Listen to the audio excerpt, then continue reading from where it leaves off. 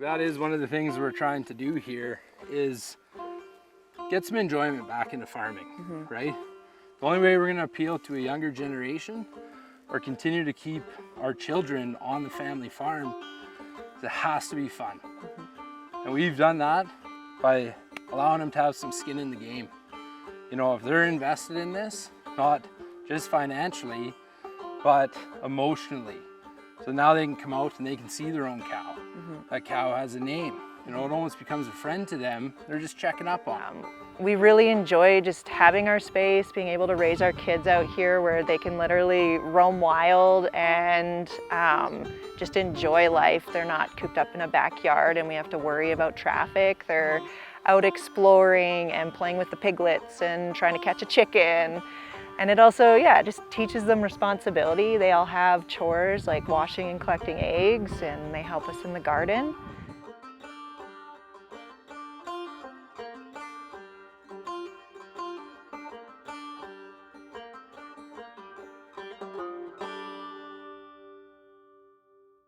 Gucci?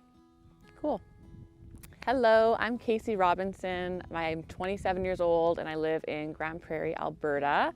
I'm actually originally from Merritt, BC, so I grew up in a pretty small town and a lot of my friends lived on farms. Myself, however, I was always stuck in town and kind of wishing and dreaming about having that future for myself, and up until this year that wasn't possible, but I'm very grateful to finally be out here. I've got 10 beautiful acres of land, a couple critters already, and yeah, it's definitely been interesting over the last few months getting everything set up. So career-wise, I'm a certified personal trainer as well as a certified nutrition coach. So I do online coaching with clients all over the world. So I actually just recently heard about regenerative farming through my friend Kelsey, and he was actually putting together something with some very bright individual to really kind of go over what it really entails and what it looks like. And I thought it would be the perfect opportunity to learn a little bit more for myself, see how I can work that into my farm, into my property. So I decided to jump in and join the project. So I'm excited to learn and bring what I learned back here.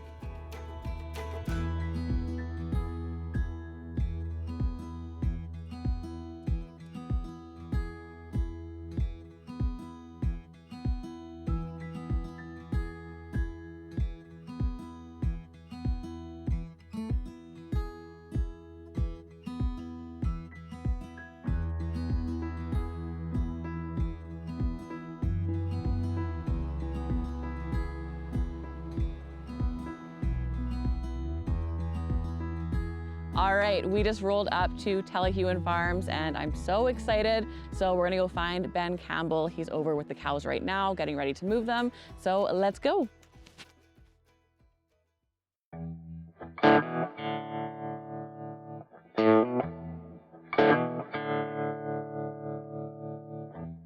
Hello, I'm Kaycee, nice to meet you. Hi, I'm Ben, nice to meet you. This is beautiful. This actually reminds me of home quite a bit. Oh, really? Yeah. But I'm assuming I want to watch out for this. Yeah, that's electric. That'll get you. Yeah, definitely. Hey, so you have 300 head of cattle and 1,500 acres. What does that look like for you? Well, it's a lot of work. Yeah. No, actually, it's pretty fun. We try to do everything in a nature-based approach. So because of that, instead, the nature-based means that we choose a natural method of doing things. We mimic nature versus a man-made method. And the benefit, one of the many benefits of that is that when you don't have to do man-made approaches, there's a lot less work involved. Yeah, I've noticed there's actually a lot of grass out here. Yeah, so this is a really bad drought. Like, if you look at the pond here, it's completely dry. We're hauling water with the truck. And this is 4 out of the last 6 years have been bad droughts, but this is by far the worst. Yeah. And so even though, despite this being a really bad drought, we've got this, so they're finished grazing in here. I'm gonna take them out. They've been in here for 36 hours. Okay. And this is also the second time this year that they were here. So it grew, we grazed it, we left it, and then it regrew, and now we've just grazed it again, and then they're gonna come off of it. Okay, so how does the drought really affect you? Well, normally, like they're in here for 36 hours. I've just put them in right now for like that. I would normally split it in half, and I could probably get them in here for twice as long. So most places in this area have about 20% of the grass that they would on a normal year. Because of the way that we graze, we probably have 50% or 40% of the grass we normally would have. It's still not great, but it's a lot better. And the other benefit is, like you can see, there's probably 4 to 6 inch long stems here. Those are going to regrow next spring really quickly. So if we do get rain, they'll be able to grow and come back. Whereas once they're grazed really low, it takes almost a full year for them to recover. Wow. Yeah. Yeah, that's a lot. How long have you been doing this for? I bought my first cattle 10 years ago. I bought 4. I had no idea. I'm not from a ranch background, so I didn't know anything. I was an engineer doing construction. My first book was Raising Beef Cattle for Dummies. You know those black and yellow books? Yes, Yeah. I know exactly that, yeah. Yeah, so that was my intro into ranching with 4 animals 10 years ago. And then I learned that rotational grazing, because I didn't inherit a ranch, that I needed to make money to pay the bills. And rotational grazing is a really economically viable way to run a business. So I started doing that right away in order to keep in business.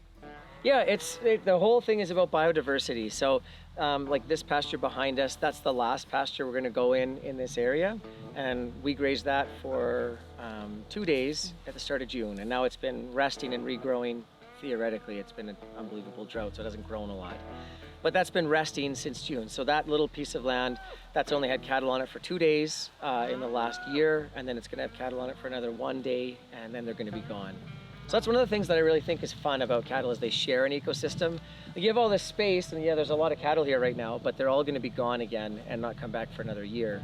So, you know, they're only going to be here for a total of 3 days, I think, this entire year. So it's for cows 3 days, and then 362 days of the year, it's just for wildlife. Yeah.